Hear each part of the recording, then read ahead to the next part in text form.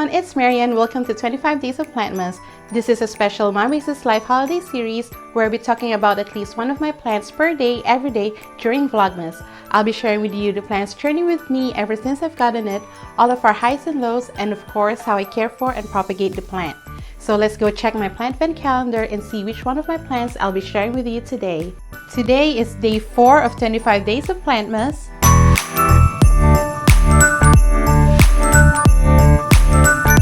And our plantmas of the day is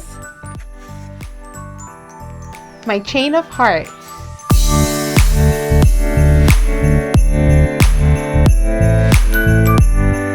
So this is my chain of hearts, or the Serapegia woodii. I think for most plant YouTubers, at least for the plant YouTubers that I follow, most of us were very inspired by Christian's crazy plant guy string of hearts that we often see in his videos.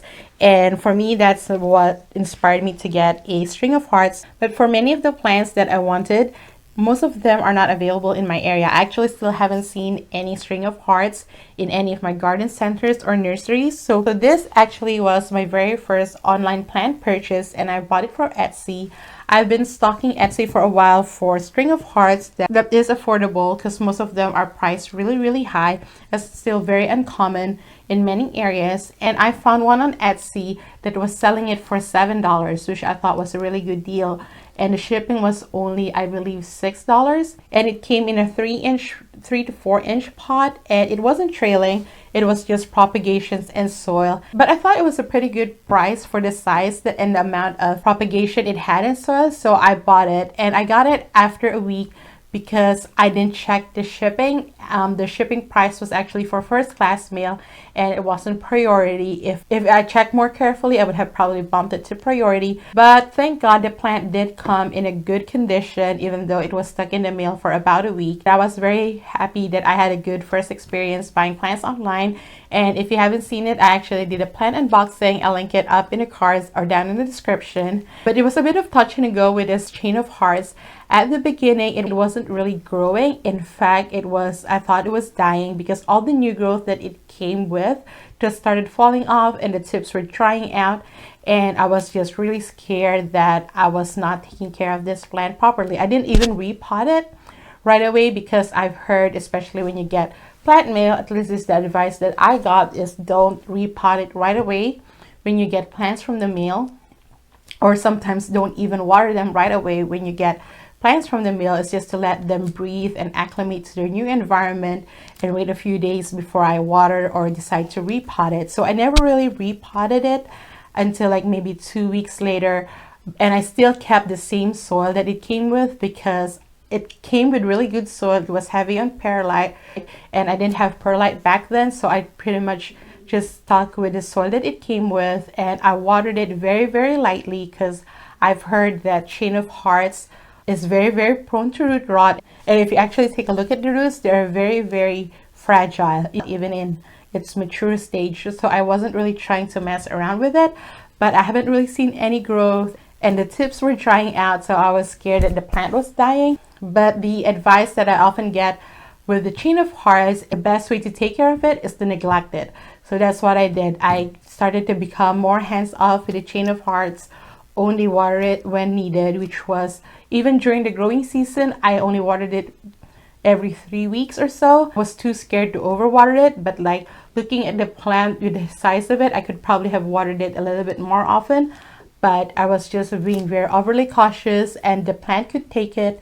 It didn't really die out on me, and then eventually it just started growing, and I started to see it trail. And when it started to trail, it just went nuts.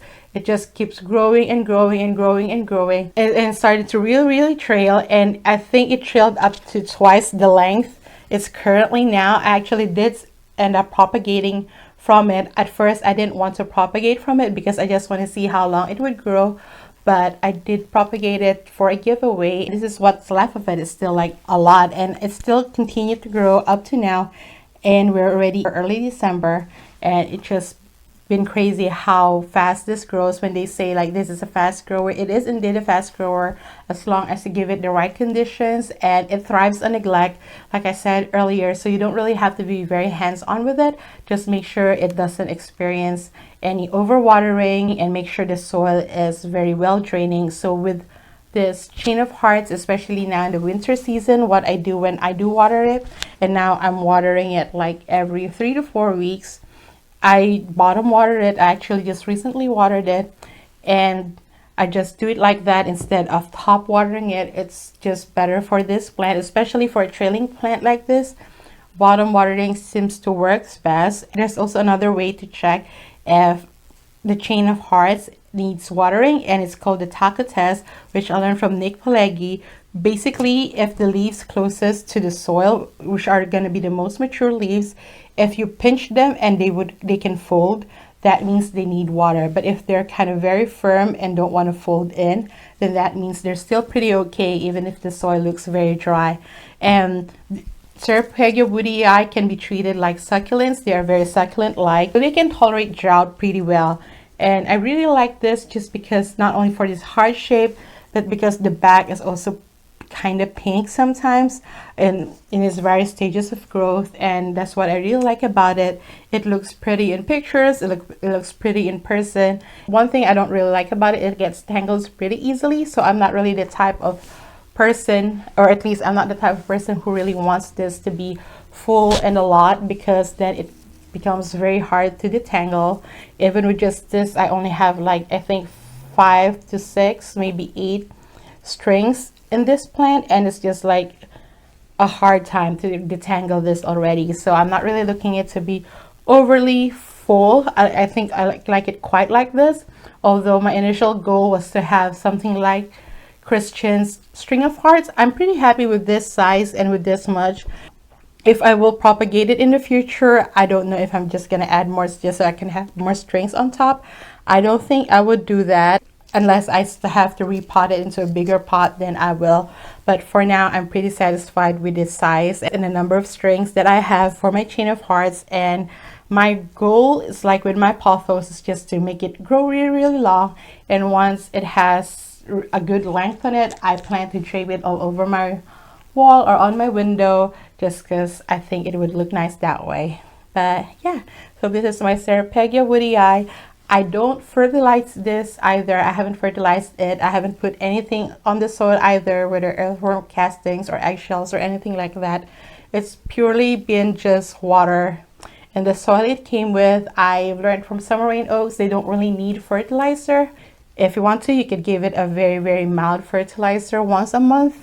But she said they don't really need it, and she hasn't fertilized hers, and I don't think I would too either, unless I see signs that it could use some fertilization. I think the most that I would do next growing season, but the fertilizer will probably just come from the earthworm castings that I usually mix with my soil mixtures for my plants. So this is my Serrapegia woodii, aka the chain of hearts, the string of hearts, the rosary vine, or whatever you choose to call this beautiful plant. That's our Plantmas story of the day. I hope you enjoyed it. Please be sure to tune in tomorrow for the next installment of 25 Days of Plantmas.